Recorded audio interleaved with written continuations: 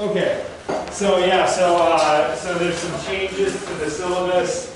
There's a handful of assignments, starting with this first take-home, that got kicked further down the road, so they're not in the same places they once were. Just to give people more time to work on them. So take note of that. Okay, the other thing is I posted that assignment. I know you're working on a different assignment for me right now, but this one I posted. This is due on the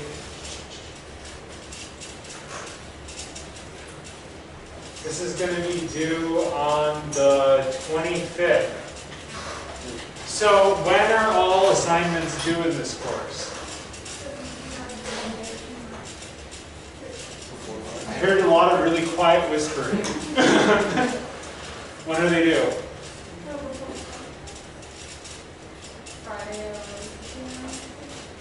Yeah, they're due Friday at 11:59. So everything is always due Friday at 11:59. The reason why 11:59 is because on Blackboard, that's when it transitions to the next day. So, which sounds crazy to say, like I used to say midnight, but you'd be surprised how many people turn stuff in at 11:59 in 30 seconds.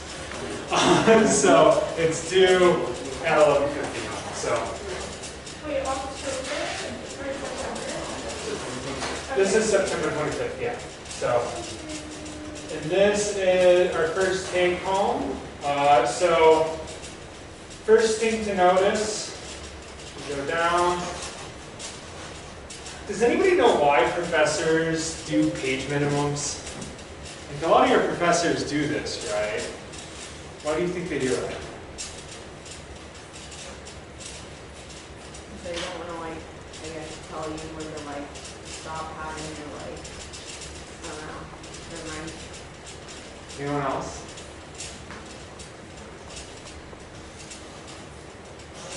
So what do you think? Do they do it because they care? Well, if you like type enough, it shows you like actually understand it. I don't know. No. That's good. Maybe a slightly different wording. What do people think?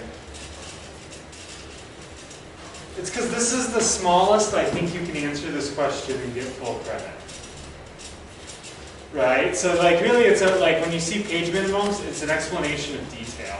Not like that I really care how much you're writing. Like in fact, like writing a lot and just putting a lot of words in there to get to the end of what you're writing, actually like you're learning really bad writing practices. Because really like if you go on any farther, like if any of you guys are interested in grad school, you're constantly going to be forced to write shorter and shorter things. People really care about concision, getting the most out of it. And if you're a concise writer, if you can get what you want to get across fairly easily, then you should write a page. If you are not a concise writer, you may consider writing more. I have no page maximum, so you can write as much as you want, right? And I don't mean this to be intimidating, it's just good advice, right? Like, if you're a fairly concise writer, you should probably need about a page of details to actually get to the right amount. And with this one, each of them are a page. That's just kind of what I felt. Future assignments, I may have ones that are half a page. If that's the case, you'll have some more questions. Or I could have less questions, and one of them might be 2 pages. It's just kind of depends on the material. So that's one thing to look at. Okay. So the overarching question. So answer all the following questions, fulfilling the page length specified in each question. I just think it's good to point that out. That's the only reason why I do that, because I think it's good to know why your teachers do what they do, rather than just being told what to do. Every question should cite. So each of the questions down here should cite either our lecture or the readings. You can do both, but it has to have at least one for every single question. In these questions, I actually specifically reference certain articles. You should cite those articles, but at least one of the 3, you're going to have to cite the lecture.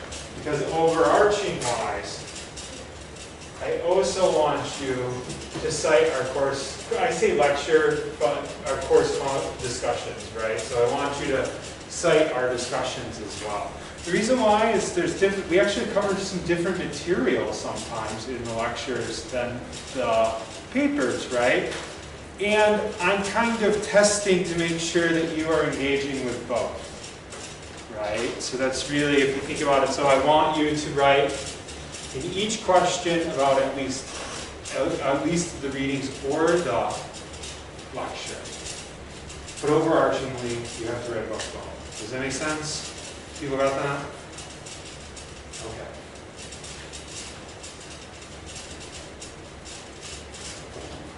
Direct quotes are encouraged. Quoting's great. I like quoting. When I write, I quote a lot. It looks like a collage usually of somebody else's words. What's some reasons why we quote? What do you think? What's a good reason to quote? There's a couple of good reasons why quoting is a good practice. Well, depending on the paper, like makes your point stronger. What's that? Like if you're making a point, using like a direct quote will make your points a little stronger. Yeah. If you want to say an author says this, there's no better way of saying that than actually putting their own words up there. Yeah. So it makes your claim stronger. You're providing good evidence. Also, a lot of times other people say things better than we can, right? And then whether or not you're a good writer, right? Like sometimes somebody says something and like they got it, right? They capture it. You just quote it. That way you don't have to try to think about how to write it different. So direct quoting is encouraged. It's a good practice to get used to. You don't have to. You're not going to like lose points if you don't. But and actually, like in some ways, it's a little quicker to use quotes sometimes too. You may use outside sources. I put that in there because people always write me after the fact and they're like, "Can I use any outside sources?" The answer is yes, you can. You don't have to. There's no, like, you should be able to answer every single question that I ask with nothing but the material from class. And there's actually a risk if you use too many outside sources, you might not actually get around to talking about the material from class, right? Which could reduce your grade, but you may use outside sources if you so choose. You should cite everything you're using. So you should cite the class discussions. Depending on which format you're going to use, sometimes they have like things for presentations, or sometimes they have citation formats for even informal conversations. If you can cite those, that way, if whatever one you're using doesn't have that, you can really, for the class discussion, just kind of make it up, as long as it kind of fits within what normally you do when you cite. And then, yeah, so when you use a course reading, you should cite them. I want you to do, I want to at least see you using in-text citations as well, and I want page numbers. I want you to tell me where you're getting stuff from. That's really good for me to see you engaging in that way, right? As a understanding of how you're doing it. So, use precise page numbers. All that clear? So those are my overarching guidelines for writing the take-homes. This portion of the take-home will stay the same for all 4 of our take-homes. The questions change, but the format's going to be completely identical. Other than the fact that the number of questions may change, like I said, depending on how much detail I want you to write in. Okay, there's other requirements. And these are just standard academic writing things. Size 12, Times New Roman font, double spaced with 1-inch margins.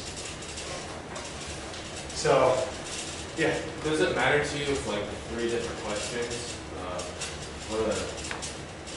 I guess the 3 different questions on 3 separate docs or 1 doc? I prefer them in 1 doc just because it's easier to like open and grade. And it's easier for me to give feedback because if I want to say something to you, I might actually type comments directly into the document sometimes.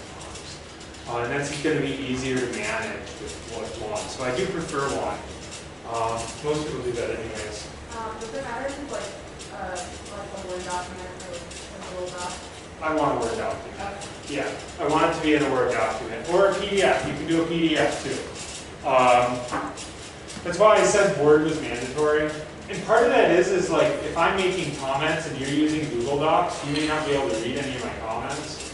And also, like, you might get it in this nice, clear format, and it might come through, but when you turn it in and open it in Word, it might not be in Times New Roman, it might not be size 12, it might screw with your formatting. So it makes it really hard for me to tell whether you're following the instructions if you use Google Docs. In Google Docs, the Times New Roman is wrong. That's like, it's just not the right font, because they can't get the rights to the word Times New Roman. I know that sounds really nitpicky, but like going back to like, this is kind of like, this is the standard of how you do it. So it's just good to learn how to do that, right? Now, if you go into the business world, they don't use Times New Roman, they use Courier, but in academic stuff, Times New Roman, you don't know what you're going to do. Okay, so that's just good formatting practices. Okay, lastly, there are no right or wrong answers. I literally have no answer in mind when I write the questions. The questions are vague enough. They're just sort of probing questions to get you writing about it. So I'm not looking for you to say something in particular. Really, the only way that you're going to get points knocked off is if you don't show that you understand things, right? That's really all that I'm looking for. So write about it. You can be creative in how you want to write about it. You can, you know, whatever, right? So there's no specifically like right or wrong answers to any of these questions. And a lot of you will have a lot of different answers, and all of them will be right. So that's perfectly okay. I require that you use, which, you know, we were talking about citing before, some valid form of citation. I don't care what valid form of citation you use. Most students are going to use MLA because that's what you learn in your English classes. But if you're on the track to, you know, becoming a psychologist and you want to use APA, by all means. If you're on track to be a sociologist or criminologist, you want to use ASA. By all means, if you're a historian, you should probably want to be a historian or a humanities person. You might practice using Chicago on me, who's not going to mark you down. You can use Oxford if you want. Nobody uses Oxford in the United States. But whatever format you want, it's up to you. So, okay. Any questions so far? When I was in graduate school, they told me that students like rubrics. So I made a rubric. I use it for absolutely everything I grade. It's always the same rubric. So, but it's pretty detailed into how I make decisions. So, so if you look through, I have set categories. This is what the grade, which will achieve different grades. I actually do use this. Strangely enough, I often can't remember what's on it, even though I've been using it for a decade. And I will literally get it up and look at it quite regularly and trying to think through what people's grades should be. I actually take grading really seriously. I'm not a harsh grader, but I really try to get an accurate, accurate grade for you. To more is like, if anything, a type of communication, right? So, so if you want to know how I'm going to make decisions, that's really how I'm going to make decisions. Although I will also tell you on the other end why you got the grade you did. So I will give you a sufficient amount of detail on, you know, in the text itself when I return it to you. So this is why you received the grade you did. So I may not give you notes if you have an A though, just so you know. So Can I just, this is kind of random, but can I just ask why after D it says E instead of F? Oh yeah. That's because I started in the state school system, right? Most of the time, most state colleges use E's. I like D because it's just a logical progression. So DE, like F feels really mean. It sounds like I'm hurling an insult rather than giving an assessment of your grade. So I like, in some ways, kind of like didn't want to change it, so I just did. And E is just not a very good paper, and F is like, you failed! I don't want to tell you you failed. You didn't fail, you just didn't turn in a very good paper. Like, so, yeah, I know here we use F's. If you get an E in the class, you will get an F in the class. Yeah. Okay, any other questions? Well, only once every 2 years somebody picks up on that. Okay. So our first question is, we read 2 articles on culture, Green's Booze Riot and Cambry's How Else Would You Take a Photo? In each article, how does the society around the people interviewed affect their use of culture? How does culture affect their perspectives and or identities? Okay on that? So, and these are things that like we talked about kind of in length, so don't, so that, you know, it should be easy to pull something out. Explain some theories of identity and social interaction. How do we see these theories being applied in Sandberg's,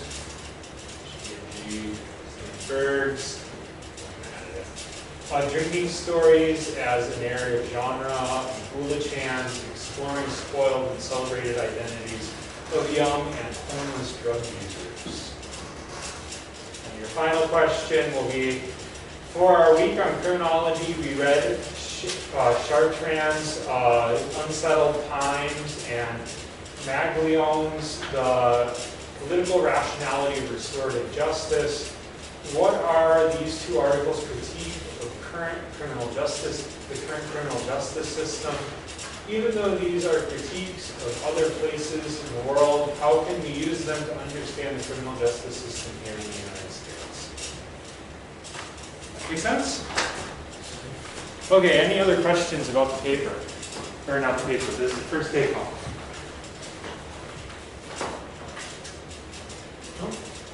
Wonderful.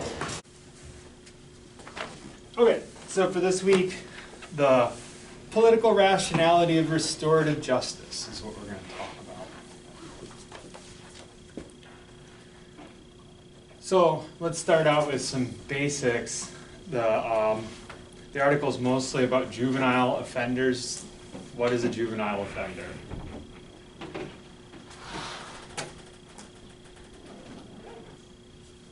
They don't define it because they kind of assume that you know what it is.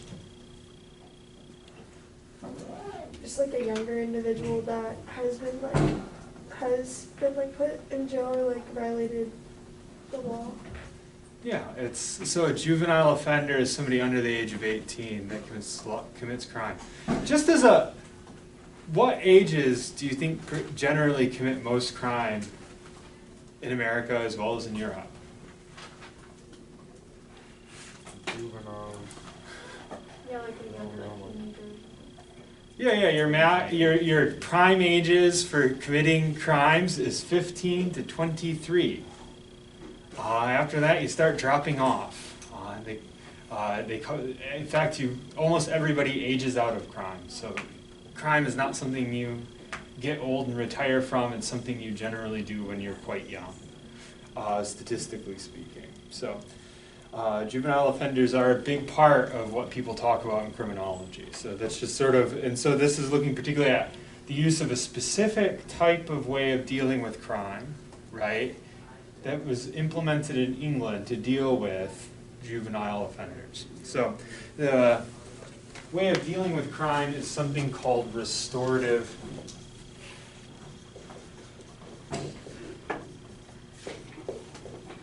justice. Which is, this is different than the system that we use in the United States. So what do we do with juvenile offenders in the United States? People know? JDC. You want to explain what that is? Kind of like the juvenile detention center. Yeah. You go there when you get in trouble because you're not 18 or anything. Yeah, we basically just have kids' prisons that we send our kids to, basically, right? Like, that's kind of, so, you know, yeah, juvenile detention centers, JDC, juvie, right? Like, those are all terms that regularly get used for, yeah, juvenile detention centers. And so, in England, both for juvenile and for adult offenders, they move towards this thing called restorative justice. So for us to get thinking about what restorative justice is, let's think about what our own way of dealing with crime is. So what do we do with most people we catch with criminals? And this parallels what we do with juvenile offenders. So what about adult offenders? What do we do with them when they get caught committing crime? What's that? You said what? Oh, I said, what do we do with adults when they, you got the right answer anyways. Oh, take them to jail. Yeah, we take them to jail and eventually prison, right? Like that's generally what you do, you go to prison. So just to kind of unpack this, let's think about who's the average person in prison. What do you think most people go to prison for? What kind of crime? Something I try to beat into people's heads in criminology classes. Robbery? No. What's the most common crime to get arrested for and sent to prison for? You can just guess. It's okay. Drugs. Drugs. Yeah. What kind of drug offense? Marijuana is usually, yeah, if you're to take a type of drug. Simple possession. Right? So most people who are in prison went to prison for having a small amount of marijuana on them to use in their leisure time that isn't enough that they could be selling it. Right? So that kind of changes your image of a criminal in a lot of ways, right? Because what sort of crimes do we automatically leap to when we think about criminals? Murder. We leap to murder. We leap to extreme forms of crime. So, but most crime and most of our inmates are not those things, right? They're simply people who commit minor crimes. There are, and even thinking about like robbery, right? There are more people in prison for vandalism than robbery. And out of people who steal things, there's more people who commit small sort of like shoplifting kind of offenses in prison than there are people who commit armed robbery. Right? So as a general rule, our prison population kind of exists on a sliding scale where the more dangerous the crime, the less criminals we have in prison for it. Right? So it's sort of the image. So there's a lot of question of could we do it better? Because what's some of the problems of prisons? What are some problems with having prisons? There's a lot of them. Like they're overpopulated. Yeah, one, we got way too many people in them. Yeah. Extremely expensive. They're extremely expensive, yeah. Last I heard, it's something like a quarter of our governmental budget goes into the criminal justice system. Right? You think about how the sheer amount of money collected from people to run that. It's a lot, right? So it's expensive, it's overcrowded, what else? It's really hard for ex-cons to be like reintegrated into society after they're released. Yeah. So if you go to prison, what's the one thing you probably won't be able to do when you get out? Get a job. Yeah, so basically what we do is we remove people from the viable workforce just by putting them in prison. And you think like, all of that's kind of a hefty toll to pay for somebody with a dime bag of pot or a quarter of pot in their pocket, right? And so often countries have shifted to other ways of doing things, right? And this is particularly true, a lot of European countries have. Now, the article we're going to read is actually a critique of the new policies, not the old policies, but that's kind of a background, right? Is that England looks at essentially who's going to prison, why they're going to prison, and how it doesn't really work, right? And they replace it with something called restorative justice. Oh, there's one other thing. There's one other thing that comes up a lot in this article. There's something about victims. Did anybody catch this? This is also a problem with the old system, or our system.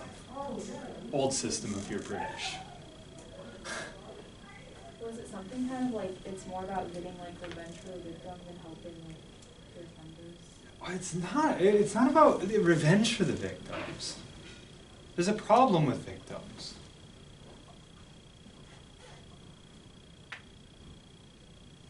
in a weird way, a lot of times for crimes that have victims, that people go to jail for, a lot of times victims actually feel very unsatisfied with the outcome of people being locked up and put in jail. One, because it doesn't necessarily do anything to help the victim, right? We don't put any money to helping victims.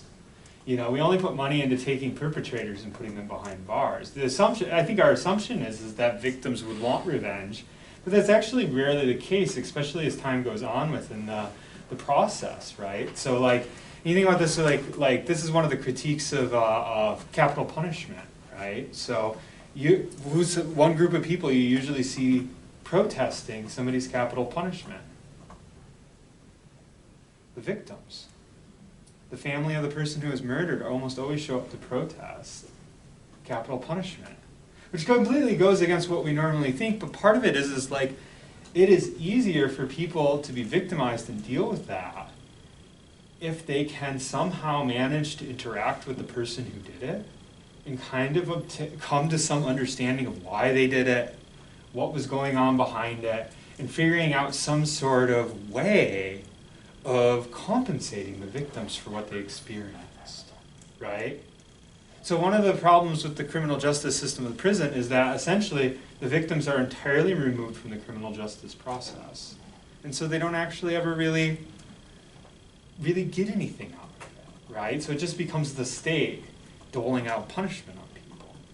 So that's one last thing about it, because that actually kind of leads us into restorative justice. Anybody pick up on what restorative justice is? What do you do in restorative justice?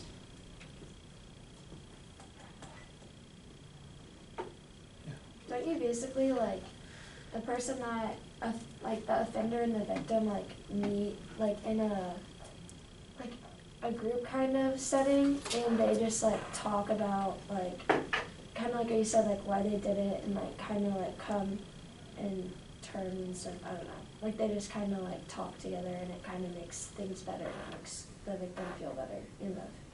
Yeah, so that's definitely, all of that is a part of the process for sure. Yeah, so they get together within public spaces, the community is involved usually, right? So like, this would be something like, let's say like, in this case we're talking about juveniles, so let's say like, I'm a juvenile and I commit an act of vandalism and smash up my neighbor's fence. What do we do in the United States to a juvenile offender who does that? Does what? What's that? I'm sorry, I didn't. Oh, I said, what do we do to a juvenile offender who does that?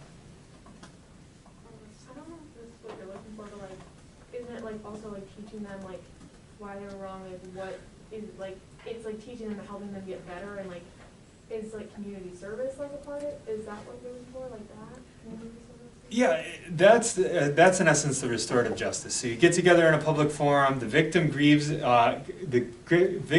their errors in public. The perpetrator has the ability to respond to those accusations, to talk about it, and then it can come to some sort of understanding together about what the person's punishment should be. Which in this case is often things like, so in this example, right, like somebody breaks down their neighbor's fence in an act of vandalism and spray paints it and does whatever, right? And the neighbor is like, well, I want my fence rebuilt and I want you to plant a garden in my backyard to pay for my pain and suffering. And they come to that agreement, and then essentially the restorative justice system would implement that as essentially the punishment in the law. How does that differ from what we would do in the situation in the United States for a juvenile offender? What would we do to a juvenile who commits an act of vandalism? They just get arrested. They would get arrested. Where would they go from there? JVC. To JVC. You want to explain what JVC is? It's just a little child jail, like waiting cell basically. You go there, take your fingerprint and all that good stuff. And so what do you do? Does anybody know where you go from jail, from JVC? Court. You go to juvenile court. Juvenile court works different than adult court. Are people aware of this at all? Kind of. Adult court is something called an adversarial system, where you have, in essence, like you you have two different lawyers, one represents the state, one represents the person, and then, you know, they deck it out in court, and whoever wins, wins, right? And juvenile is a non-adversarial system, so like they get together and basically the court just decides what to do with. So you don't get to have a lawyer that represents you as a juvenile. So instead you go to the court decides what's going to happen to you, and what are they generally going to decide is going to happen to you. Probably get fined in my community service. You might get fined, right, in which you pay the state for having committed the act of vandalism. What else might happen? Community service. Community service. What else might happen, depending on the judge you get? You might go to juvie. Yeah, depending on your past, right? The decisions don't have as much oversight as a regular court, but like that's basically how it works. So you guys kind of see the difference in these systems? So the difference is that restorative justice is community-based. And there's a whole movement also in England of something called community-based policing. Has anyone ever heard of this? Community-based policing. We do this in the United States sometimes now. What's one of the big challenges? I mean, this is like, a lot of this stuff is in the news right now, right? What's the interaction between most of the police officers in the United States and the communities they work in? Minimal. What's that? Like kind of minimal. Like it's like separated.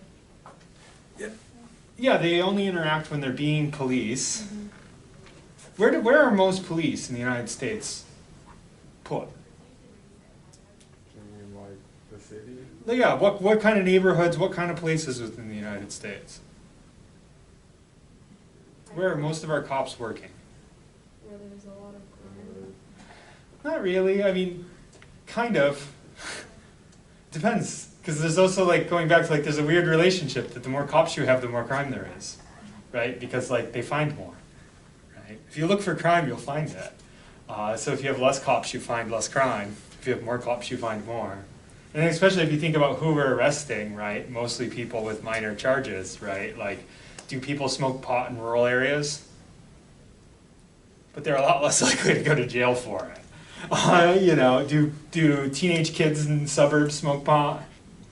Yeah, but they're very, very unlikely to go to jail for it. Do wealthy kids living in high-rise apartments go smoke pot?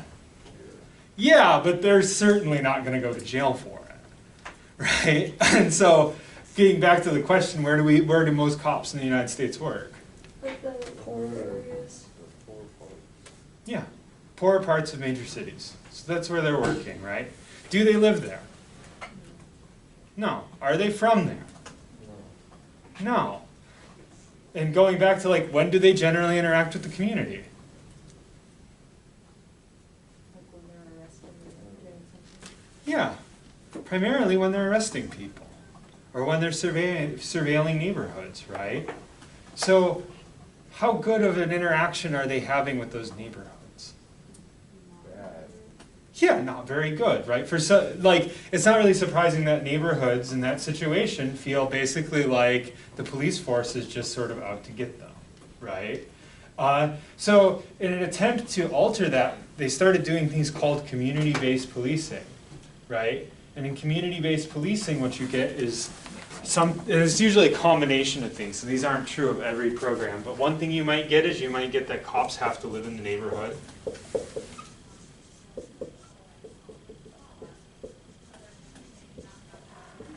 Two is they work with the neighborhood.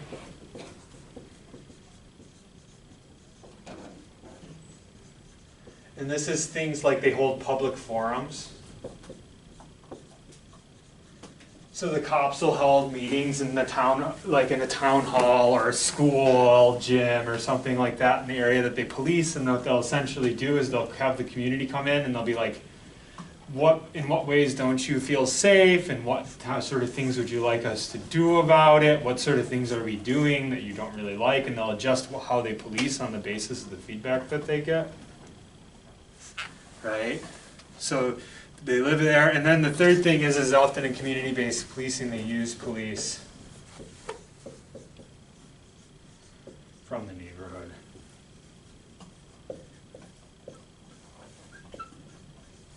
Right? So they use police from the neighborhood. We don't usually do this in the United States, right? It's very common. In fact, I think it was in the early 90s in England, they basically made it that everybody had to do this. So this is how policing was done from then on out. And this was paired with this restorative justice thing. So you don't use restorative justice for everything. What sort of things do you think you probably don't use it for?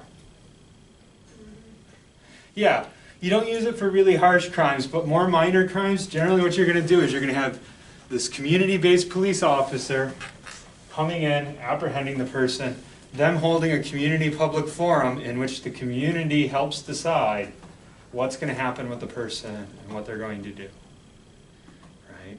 And then generally speaking, whatever punishment it is, should be something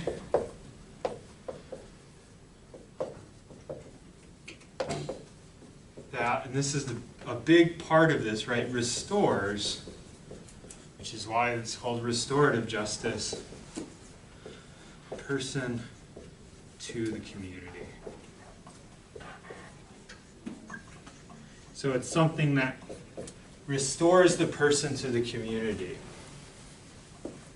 So rather than having people being punished for minor crimes, they then are sort of brought back into the fold is the idea. The community forgives them for what they did and they make recompense for it, right? And so the idea is basically like now, rather than this adversarial system with this sort of overarching state, sort of like, you know, strong-arming the population, the idea is it's now based on the community, and it keeps the community solid. Do you see how this differs then from like how we talked about the end result of being in prison for most people who go there? How does that usually end for them? What happens when they get out? What happens to ex-cons? Like they can't find a job and they might end up like being super poor. Yeah. Generally speaking, most ex-cons either end up committing crimes when they get out to make a living, they end up homeless, or maybe they end up with some extremely menial job that still sort of like removes them from the economy in one way or another. Right? So, and we don't even really like, in the United States we stopped funding even like things like halfway houses and things to like get people back in. Are there like, since you said that this has been pretty implemented in the UK, Yeah. are there statistics to show that this has actually been beneficial and worked well? It depends on what you mean. It depends on what you mean the goal. The question is like, what do you think the goals of the criminal justice system are? I guess like, so if we're like just what we're talking about is ex-cons being able to be restored back into their community and have successful lives. Yeah. Are those rates good? I think because that's what we're trying to fix is people who have committed crimes being able to be reintroduced into society and kind of rebuild their lives after making those mistakes. And so I guess I'd be curious to know those statistics. Yeah. So as a general rule, and I don't have exact numbers, Britain has done better when it goes in and out of using these tactics too. So this is also like it hasn't been consistently implemented, but when it has been implemented as a general rule, it is better at connecting people back in the community, and it is better for victim well-being. But it goes back to like, what do you want to get out of the criminal justice system? If what you want to get is victim well-being and perpetrators being reconnected, this is a great system. Is this what we want usually as a country? Is this how most Americans would talk about the criminal justice system? What do we view the goal of criminal justice system as? We can bring this right back to our first conversation about theories of crime. How do we view the goals of the criminal justice system? What do we want to happen? To deter crime. Statistically speaking, neither system really wants to do that. But, right, like, in essence, like I think most Americans would be afraid of a restorative justice system out of the fear that criminals would feel like they're getting away with something, right? But I don't really think that's probably true, you know. Is there still a, so when you have the community kind of act as almost like the court for certain criminals, is there still some sort of authority, like some sort of overarching, I don't know, maybe on a more local level that serves as like, I think because it would allow for some people to maybe feel more comfortable, because I think you brought up a good point that some people might think, oh, criminals are gonna get away with stuff or whatever. So I guess I'm thinking maybe it would be helpful to have one sort of authoritative figure to oversee that sort of structure. Yeah, so there are places that have done this, and then like it's a community-based thing, but a judge goes there and arbitrates. Yeah. Right, and that would be an example of how it's done sometimes. Actually, one of the critiques, so going back to this article, is actually a critique of restorative justice. Did anybody catch who does restorative justice generally in England? This is something that, did anybody catch this? Private companies. So private companies generally arbitrate. So what might be a problem with that? Does that make anybody uncomfortable, or are we also pro-privatization that they're like, yeah? Well, typically does a privatization mean like somebody gets monetary gain from it? Like they're making it into a business. Yes. Like that's the problem with private prisons, is they're making money off of putting people into prison. Yeah. Yeah, and so like the restorative justice system often represents, and this is, did you guys catch that whole section on hybridity in it? In the article? Hybridity is talking about private-public mergers a lot. Did you guys catch this in the sections?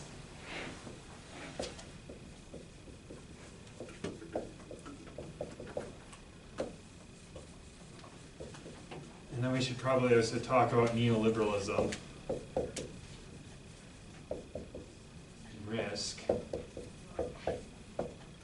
So, yeah, increasingly both in the United States and in other Western European countries, we've been seeing a lot of what's referred to as private-public mergers, where the line between the government and the private sector gets blurred.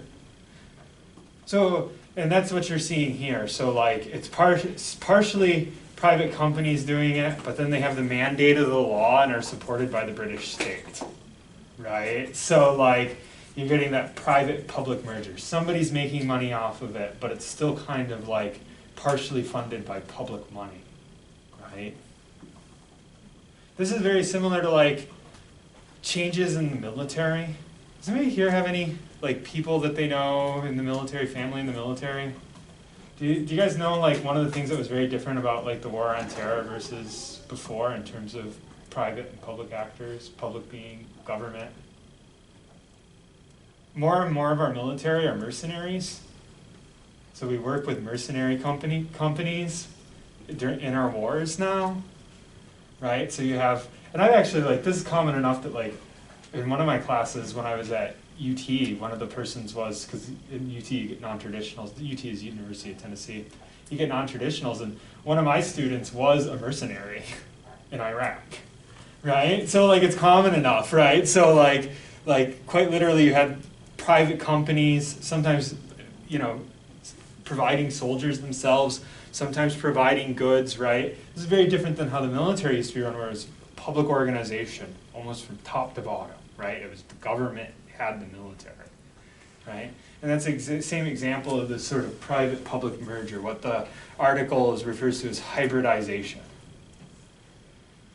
Right? So the article's kind of one of the critiques. There's quite a few critiques running through here, but one of the critiques is that what you really saw is like at one time, and like our criminal justice system is mostly, we've seen some privatization, we can talk about how that's happened, right? But it's mostly government run, right? And often what you see in England was that you had, for minor crimes, essentially the government stopped providing money for it, and then other third parties actually taking money from communities to essentially run the court system. Make sense? So that's one of the things, right? This is actually like the public-private merger stuff is a part of a larger discussion of something called neoliberalism. Has anyone ever heard this term before? It gets thrown around now quite a bit. So you know what? Has anyone ever heard the term austerity? So neoliberalism started as a philosophy in the 1980s, and it's basically the idea behind neoliberalism is to defund the government.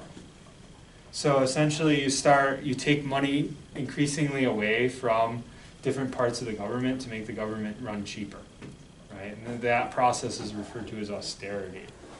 So starting in the 1980s, our government has gotten cheaper and cheaper and cheaper and smaller and smaller and smaller. And so so in its essence, like part of that process, right, of neoliberalization initially was just full-on privatization. So there's a lot of things the government used to do that it doesn't do anymore. Good example of this, who do you guys pay for your phone stuff? Like if you own a phone, who do you pay? Phone company. Yeah, Verizon, AT&T, et cetera, et cetera. All these companies came about and they originated before the government just ran the telephone system, right? And in essence, what happened is they sold off the telephone system, right, as a part of neoliberalism, right? There's all kinds of things that got sold off. And in some countries, this gets worse and more extreme than others. There's things like, I'm going to bracket that. When we get to global poverty, I'll talk about that. But anyways, the point being is that, so the critique of the authors, one of their critiques is that what we're seeing is like basically this shift, which is actually, rather than being like what it sounds like on the surface, this sort of good, kind, hippie-ish sort of weird thing where you have the community policing itself, right? Instead actually becomes like just a space where something that the government used to provide it no longer does. So I made reference to, there's ways in which our criminal justice system is privatizing. We heard one reference to this already. You had said something about the private prisons, which are now in decline, right? But for a while we were having an uptick in private prisons owned by corporations. But our prisons themselves are not entirely public entities either, right? There are ways in which companies are intertwined with them. Right, in the same way that there are ways in which, like particularly for exit kind of stuff, like we used to have government-run halfway houses, now we have private corporations that run them and often don't even try to rehabilitate people. They just try to eke out some profit out of it on the other end. So anyways, so those are kind of the critiques in general. I'll let you guys, we're running out of time, so I'll let you guys go. If you have any further questions on the article, let me know. But otherwise, we'll pick up next week. So, thank you guys.